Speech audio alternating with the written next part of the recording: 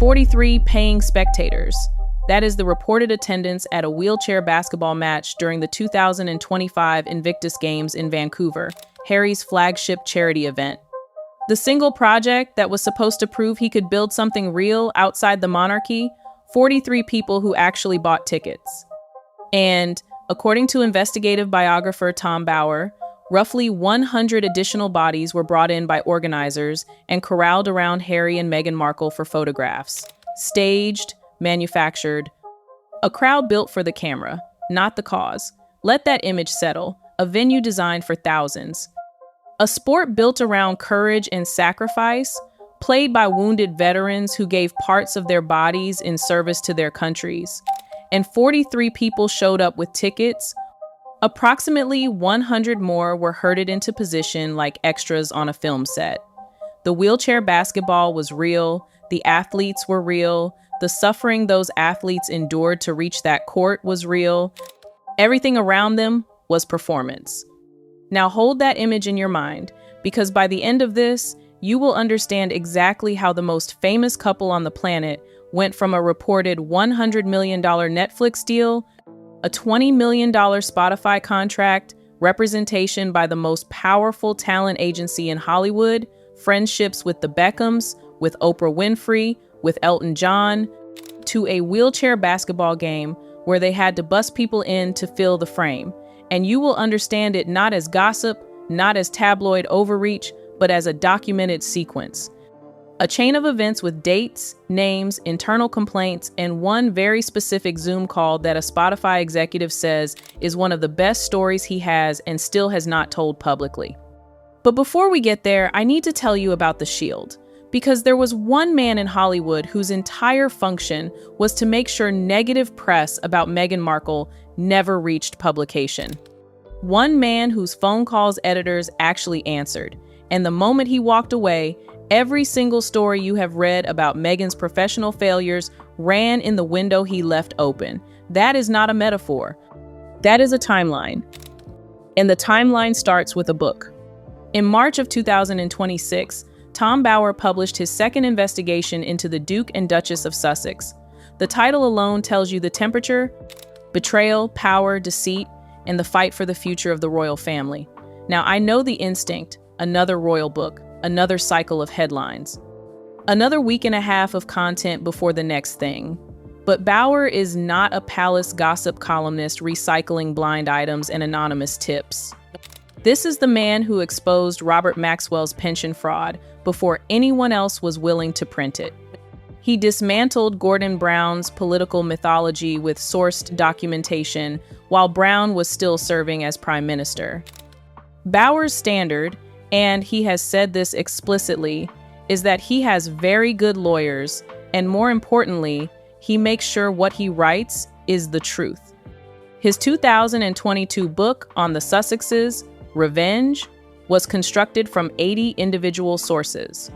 80 separate people willing to speak, on or off the record, to a biographer with a reputation for thoroughness that borders on surgical.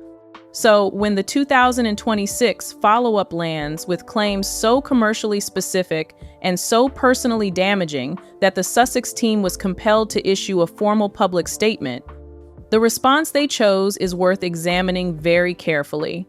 They called it deranged conspiracy. Think about that phrase for a second.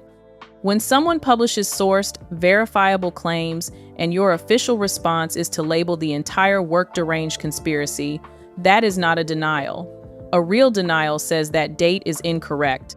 A real denial says that document does not exist. A real denial identifies a specific factual error and corrects it on the record. What they gave instead was a characterization, a tone argument. They said Bauer had never met them, which is true of virtually every investigative biographer who has ever published credible work about a public figure. Bauer never sat down with Robert Maxwell either. Did not make the pension fraud any less real. The math on that defense simply does not work. And here is the part most people are not paying attention to. By responding publicly, by issuing a formal statement, they told you which claims in the book they consider dangerous. Silence would have been smarter. Silence lets a news cycle die. A formal response is a signal flare. It says this one landed, and it landed hard enough that Bauer himself noted the irony. Their public response pushed the book to #1 on Amazon. They became the marketing department for the very investigation they wanted to discredit. So what is actually inside these pages that warranted that kind of reaction? Let me walk you through it. Not the tabloid summary, the actual documented claims in the order they matter. Here is where the real architecture of this story begins. In April of 2023, Meghan Markle signed with William Morris Endeavor. If you are not inside the entertainment industry, that name might not register. But William Morris Endeavor is not just a talent agency. It is the most powerful representation firm in Hollywood. The agency is run by Ari Emanuel, the man who personally represents Dwayne Johnson, Mark Wahlberg, and this connection matters enormously, Oprah Winfrey. Signing with William Morris Endeavor is not like hiring a publicist. It is like acquiring a private army. And multiple industry insiders have been explicit about what William Morris Endeavor's primary function for Meghan actually was. It was not about booking film roles or negotiating brand deals. The primary function was press suppression, acting as a shield. When you have Ari Emanuel in your corner, negative stories about you face a barrier they would not otherwise face. Publications reconsider. Editors make phone calls they would not normally make. The cost of running a critical story goes up because the person you are writing about is represented by someone who controls access to half the A-list talent in the industry.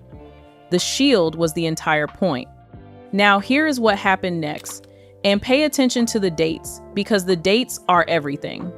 Around Thanksgiving of 2023, Meghan reportedly threw what internal sources described as a fit over a perceived lack of attention from the agency during the holiday period.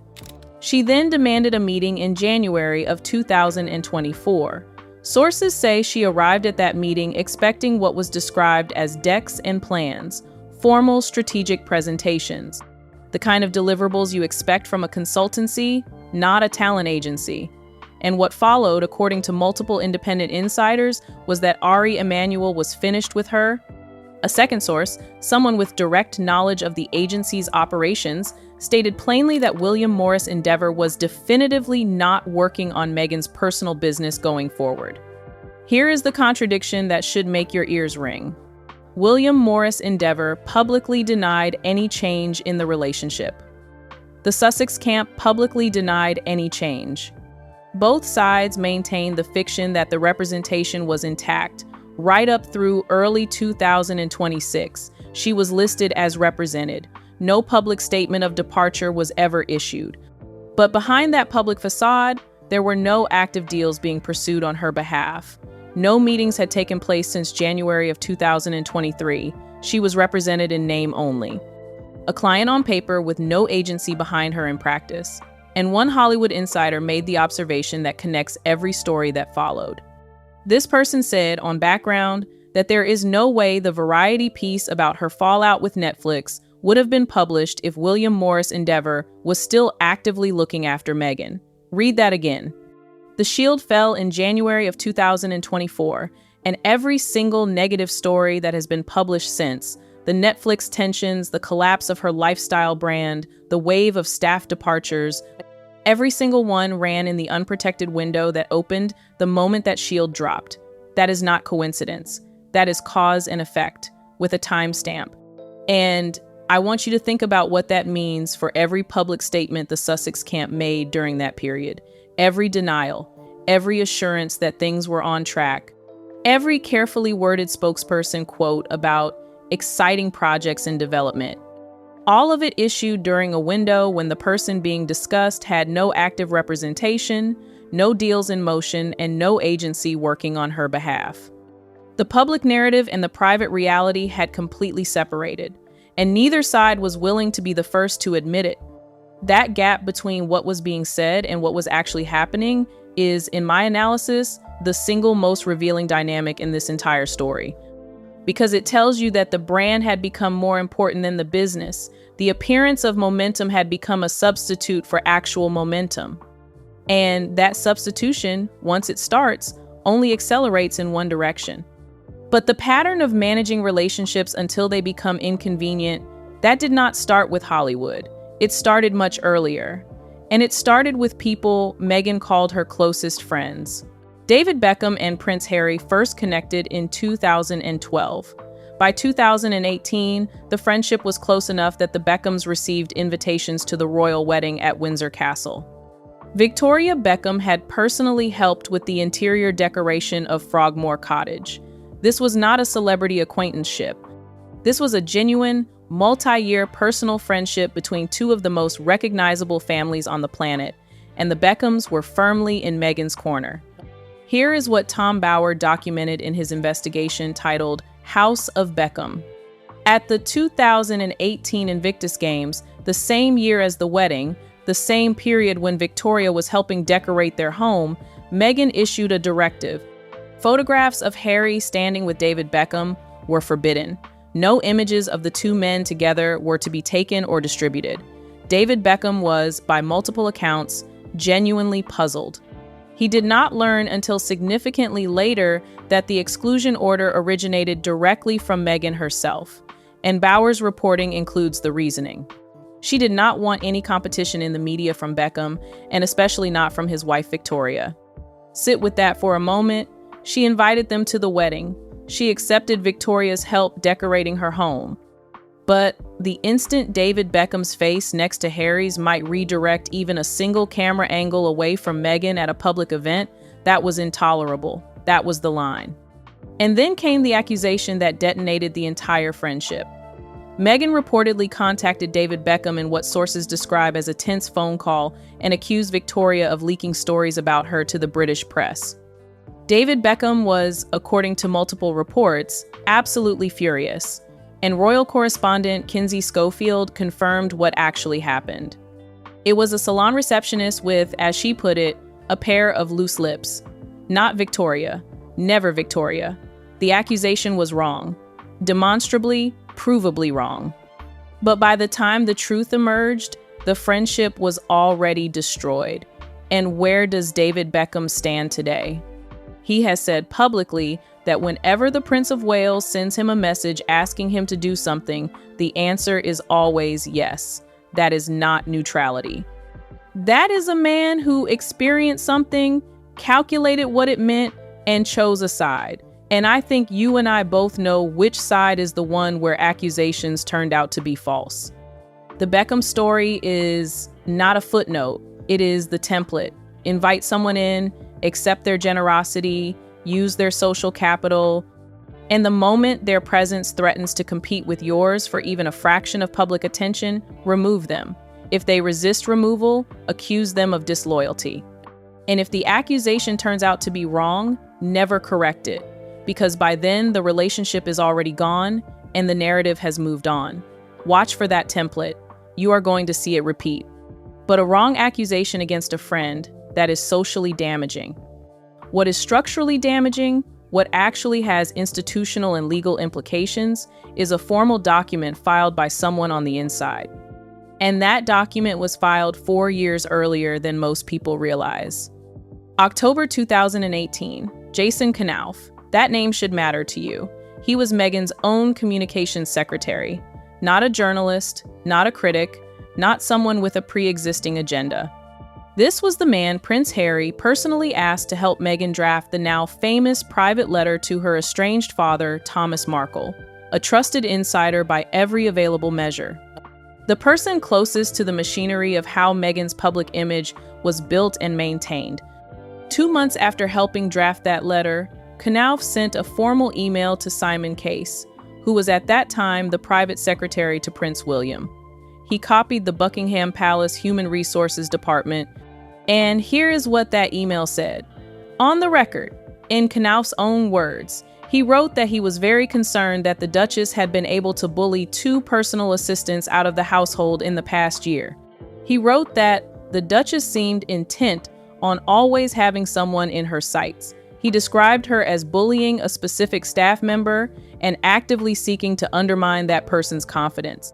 He cited multiple reports from people who had witnessed unacceptable behavior, and then Knauf wrote the line, "That should stop you cold." He questioned whether the household policy on bullying and harassment applies to principals. Read that one more time. He was not merely reporting specific incidents. He was asking, in writing, to the Human Resources Department whether the rules that govern workplace conduct in the royal household even apply to the person he worked for. That is not a complaint from someone with a personal grievance. That is not a disgruntled employee airing frustrations after a bad week. That is a question from someone who already knows the answer and is documenting it anyway because the situation has become untenable. Now here is the institutional response, and this is where I need you to watch the framing very carefully. Meghan's official reaction, delivered through a spokesperson in March of 2021, 3 full years after the complaint was filed, was this. The Duchess is saddened by this latest attack on her character, particularly as someone who has been the target of bullying herself. Do you see what happened there? A formal human resources complaint submitted by her own communications secretary, a man the royal family trusted enough to involve in the most sensitive personal correspondence, was recharacterized in a single sentence as an attack on a bullying victim. The accuser became the accused. The documented complaint became the latest attack. And the person asking whether the rules apply was never publicly answered. Because here is what we know happened next. Harry reportedly asked Knauf not to pursue the complaint. Knauf resigned approximately 1 month later, and he went directly to work for Prince William. The most trusted insider became the most informed adverse witness. He took his knowledge, his documentation, and his professional reputation to the other side of the palace wall, and the findings of Buckingham Palace's internal investigation into those allegations, still sealed, never released. The public, in all probability, will never know what that investigation concluded. But the trajectory of the man who filed it tells you everything about how seriously the institution took what he reported. Here is the part where the contracts start talking. Because corporate money does not operate on emotion. Corporate money operates on performance metrics, deliverables, and return on investment. And when multiple corporations independently reach the same conclusion about the same client within the same window of time, that is not bad luck. That is data. 2020, Harry and Meghan sign a deal with Spotify. Reported value, $20 million, 3-year contract. The stated mission, a podcast series telling stories through diverse voices and perspectives. What was actually delivered over the life of that contract? 13 episodes of a single series called Archetypes. 1 standalone holiday special, then silence. June 16th, 2023. The deal officially ends. And on that very same day, a man named Bill Simmons goes on his own podcast and says something that becomes the single most quoted assessment of the Sussex brand in the entertainment industry. Simmons was the head of podcast innovation and monetization at Spotify. This is a man who built and sold The Ringer to Spotify for $196 million. He understands content economics the way a surgeon understands anatomy. He is not a gossip columnist. He is not a royal commentator. He is a man who evaluates content businesses for a living. And his verdict was one word: grifters. He called them the grifters on the record, at volume, on a podcast that the entire industry listens to. And then he said something even more telling. He said he needs to get drunk one night and tell the story of a Zoom call he had with Harry. A specific call, a specific pitch from Harry about a podcast idea, a story Simmons considers one of the best stories he has, and he still has not told it publicly. He said he needs alcohol before he can bring himself to share it. That is not someone who is casually irritated by a business relationship that underperformed. That is someone who witnessed something specific, something that revealed how the Sussexes actually approach these deals and who is choosing very deliberately when and how to deploy that information.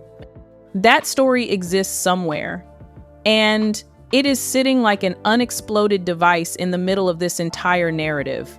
Meanwhile, the Netflix trajectory follows a pattern so similar to Spotify that if you laid the two timelines next to each other, you would think someone copied the homework.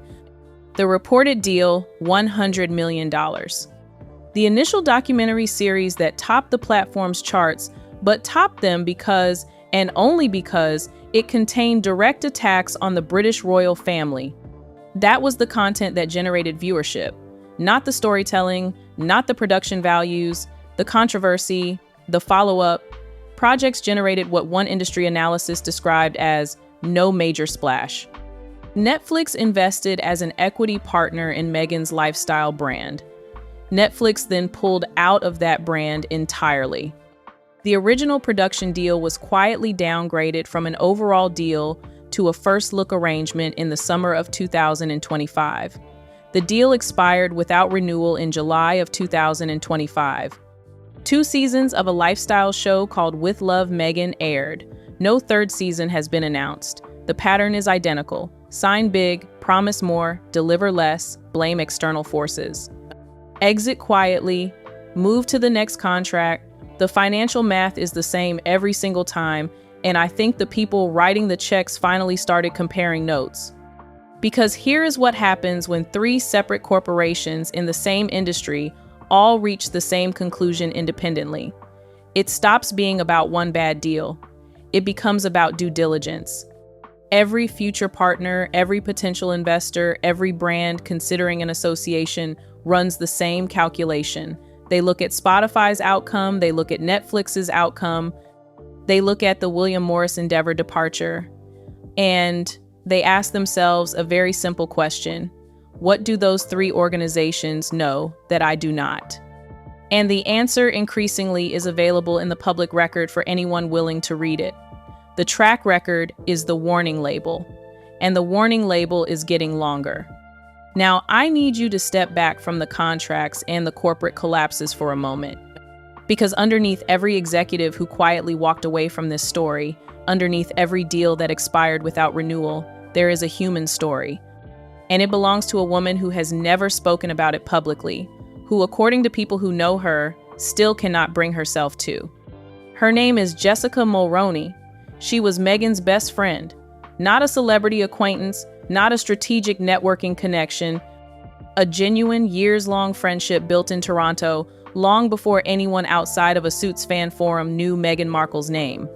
Jessica introduced Meghan to influential social circles in Canada. She styled Meghan's wardrobe. She was the person Meghan trusted with the private, late-night details of her life that never appeared in any interview. The conversations that happen after 11 at night, the ones that never get scripted, the ones where you say the things you would never say on camera. And at Meghan's wedding in May of 2018, the most watched royal wedding of a generation, Jessica Mulroney's children were the page boys and the bridesmaid. I need you to understand the weight of that decision. You do not put someone's children in your wedding party as a networking gesture. You do not hand a woman's kids the rings and the flowers unless she is the person you trust most in the world. That is the single most intimate personal position you can offer another human being on the most significant day of your life. 2 years later, June of 2020, Jessica Mulroney became involved in a social media controversy. She was accused of exhibiting white privilege during a public disagreement with a lifestyle influencer. Her television appearances were canceled almost immediately. Her public career collapsed within days. She was living through one of the most painful, most exposed chapters of her adult life. And Meghan cut ties completely, immediately, publicly. Now, you might want to extend the benefit of the doubt here. Maybe the friendship had already been fading. Maybe the distance was mutual. Maybe this is simply 2 busy people in different countries drifting apart, as people sometimes do. But look at the calendar. June 2020. The Black Lives Matter movement was at its global peak. Meghan was actively building her identity as a racial justice advocate in America. Her entire brand pivot, the repositioning that would define her post-royal American persona, was happening in real time. And her closest personal friend had just become the center of a racial controversy. Jessica Mulroney was not merely emotionally inconvenient to keep close. She was strategically necessary to cut. And what happened to Jessica afterward is, to me, the most quietly devastating detail in this entire story. A confidant described her experience. She was put through extraordinary pain in 2020 and has endured an emotional time since then, watching everything unfold in the media with inaccurate reports about her, completely unable to respond. Unable to respond because Jessica Mulroney, the woman who holds years of private conversations, personal confidences shared behind closed doors, knowledge that was never meant to become public, has stayed completely silent. And sources close to the situation say Meghan is very aware of that silence and very aware of what might happen if it breaks. One insider told media outlets that publishers have reportedly been offering seven-figure sums for Jessica's memoir, The Woman Who Held the Flowers, who gave her children to stand beside Meghan at the altar, discarded at the exact moment her existence became a brand liability. That is not a friendship that ended. That is a relationship that was liquidated. Now let me show you what all of this actually costs in commercial terms, because we are well past the territory of embarrassment or bad press cycles. We are into structural, measurable, documented collapse. Start with the trademark. In September of 2024, the United States Patent and Trademark Office declined Meghan's application to register American Riviera Orchard as a protected trademark. The reason cited was that the name refers to a geographic location, specifically the area around her hometown of Montecito, California. And United States trademark law does not permit the registration of geographic descriptors as brand names. Read that again. She was building an entire lifestyle empire: jams, teas, honey, wine, crepe mix, flour sprinkles, all of it anchored to a brand name that was legally unprotectable from day one. Someone either did not conduct a basic trademark search before committing to the name, or someone did conduct the search, received the answer, and proceeded anyway. Either explanation is disqualifying for a business operation at this level. The February 2025 rebrand to As Ever was not a creative evolution. It was a legal emergency dressed up as a brand refresh. The foundation had been invalid from the start. Now track the staff departures, because the numbers alone tell a story that no press release can overwrite. 18 senior departures since 2018. That is not a human resources challenge. That is not the normal churn of a startup finding its footing. That is a pattern that professionals in adjacent industries recognize immediately and talk about behind closed doors. Chief of Staff Josh Kettler resigned after 3 months in 2024. 3 months. His stated reason was that there were aspects of the position he was not comfortable with. The industry standard tenure for a chief of staff role is 3 to 5 years. 3 months is not a career move. 3 months is an escape. Chief Communications Officer Meredith Maines resigned on December 26, 2025. Executive Director of the Archwell Foundation, James Holt, resigned on December 29, 2025, 3 days apart, end of year. The two most senior people in the Sussex communications and organizational structure walking out within 72 hours of each other. Royal commentator Helena Chard put it directly. She described Maines as a highly respected communications professional who would, without question, be protecting her own reputation from what Chard characterized as the Sussexes' potentially damaging and erratic behavior. And then Chard made the observation that, for me, cuts to the core of every professional departure in this file. She said, a communication strategy only works if all parties adhere to the plan.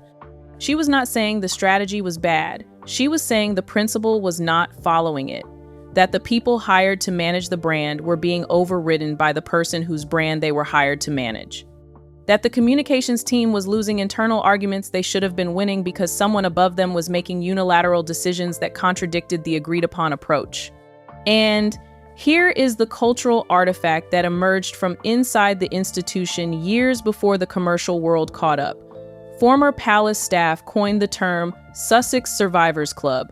Half jokingly, they said, half. That phrase was not invented by tabloid headline writers. It was invented by the people who worked closest to them, and it keeps getting new members. So where does that leave us? Let me pay off every thread I have opened. The shield. Ari Emanuel and William Morris Endeavor provided Meghan Markle with a press suppression apparatus that functioned as effectively as any corporate communications operation in Hollywood. When the relationship reportedly collapsed in January of 2024, the protective barrier disappeared, and every negative story that had been bottled up ran simultaneously. The Variety report on Netflix tensions, the staff departures, the brand failures, all of it published in the unshielded window. The shield was not supplementary, it was structural. And when it fell, the flood was immediate. The document. Jason Knauf's formal complaint in October of 2018 remains the most institutionally significant piece of evidence in this story. A trusted insider, handpicked by Harry himself, formally questioned whether workplace bullying and harassment policies applied to Meghan. The investigation's findings were never released. Knauf left and went directly to work for William. The complaint was reframed by Meghan's team as an attack on a bullying victim. The institutional record was sealed. And the question Knauf asked, whether the rules apply to principals, has still never been publicly answered. The Friends. David and Victoria Beckham. Banned from photographs, accused of press leaks that were traced to a salon receptionist, and ultimately lost as allies. Jessica Mulroney. Given the most intimate role at the wedding, cut immediately when her existence became a brand liability, and maintained in silence by the implicit understanding that she possesses private knowledge the Sussexes cannot afford to see published. The Clooneys, Oprah Winfrey, Elton John, Gina Torres, Meghan's former castmate on Suits, said it publicly and without malice. We do not have her number. We just do not. Not as a complaint, just as a fact. Elton John, one of the most loyal figures in British celebrity, a man who stayed close to Harry out of genuine love for Princess Diana, reportedly now attempts to have as little contact with Meghan as possible. One anonymous source, someone with a front row seat to the entire 8-year arc of this story, summarized it in a single sentence. The people who have stayed most loyal to them are beneath them and get something out of it. Everyone else, they fall out with. The contracts. Spotify signed a $20 million deal and got 13 episodes and a holiday special before the head of podcast monetization called them grifters on the record. Netflix signed a reported $100 million deal, saw its equity investment in the lifestyle brand collapse, downgraded the production arrangement, and let the deal expire without renewal. The United States Patent and Trademark Office rejected the brand name that the entire lifestyle empire was built on. 18 senior staff members have departed since 2018, including a chief of staff who lasted 3 months and 2 executives who resigned 3 days apart at the end of 2025. The spectators. At the 2025 Invictus Games, a wheelchair basketball match drew 43 paying attendees. 100 additional people were reportedly brought in and positioned around Harry and Meghan for photographs. The man who left a centuries-old institution with actual infrastructure, staffed embassies, genuine global diplomatic reach, and a billion-dollar brand built over generations, that man's flagship independent event required stage management to manufacture the appearance of public interest. The brand is not just failing. The brand is being kept on life support and photographed to look healthy. And then there is Harry, the man who wrote a memoir attacking his own brother's appearance and his family's private grief. The man who shows up to polo matches alone now, book launches alone, charity events where 43 people paid to be in the room and 100 more were transported in to fill the photograph. In March of 2025, Harry resigned from Centabale, his African charity supporting children affected by HIV, a charity he co-founded. Along with him, the co-founder, the chief executive, and the entire board of trustees also departed. Harry had not visited the charity for 4 years. He returned in October of 2024, reportedly attempted to remove the chair, failed, and then resigned. 4 years of absence, 1 visit, an immediate attempt at control. Immediate failure. Exit. That sequence tells you everything about the operating model. And Frogmore Cottage. That was not just a house.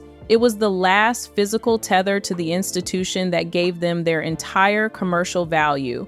Every Netflix deal, every Spotify contract, every brand partnership was priced against the value of their royal association. The titles, the access, the reflected authority of the British crown. King Charles removed that property, and with it, the last tangible justification for the entire post-royal project. They left the monarchy to become something independent. They spent 6 years trying, and the most honest public assessment of what they actually became was delivered by a man on a podcast on a Friday afternoon in June of 2023, Bill Simmons. A man who had signed a $20 million deal with them, who had sat across from them on Zoom calls, who had watched the operation from the inside. He said, "Grifters on the record at full volume."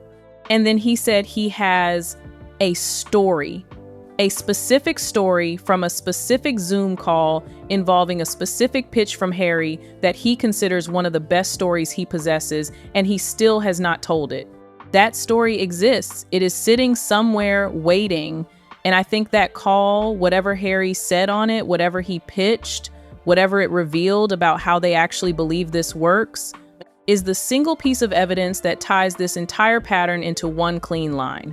Every departure, every accusation, every contract that expired without announcement, every friend who was cut, every staff member who walked out, every brand that was staged for photographs, it all connects back to one operating principle, that the people closest to the machine keep describing in different words, but with the same meaning. So I will leave you with the question I cannot answer, the one that Bill Simmons is keeping in his back pocket for the night he finally decides to open that bottle. What did Harry say on that Zoom call? And when that story finally surfaces, will it surprise anyone who has been paying attention? Or will it just confirm what 43 empty seats in Vancouver already told us? Because here is what I keep coming back to. Every person and every corporation in this story followed the same arc. Enthusiasm at the start, proximity in the middle, and a quiet, carefully managed exit at the end. The Beckhams, Spotify, Netflix, William Morris Endeavor, Jessica Mulroney, Jason Knauf, 18 senior staff members. The pattern is so consistent, so mechanically repetitive, that at a certain point you stop asking what went wrong with each individual relationship and start asking what is the common denominator that connects all of them. And the answer is sitting right there in the record, documented by the people who were closest, confirmed by the corporations that wrote the biggest checks, and summarized most efficiently by a man who simply said one word, and then kept the best part of the story for later.